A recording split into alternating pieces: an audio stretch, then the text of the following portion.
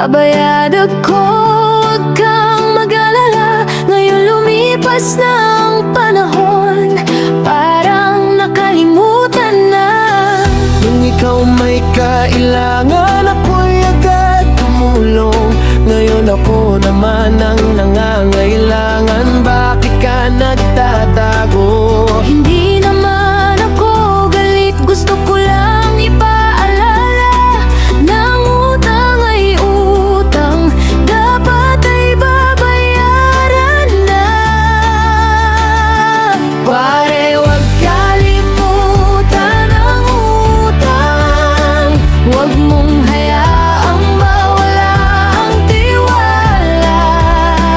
Kahit konti lang pwede nang simulan, para maging maayos ang ating samahan.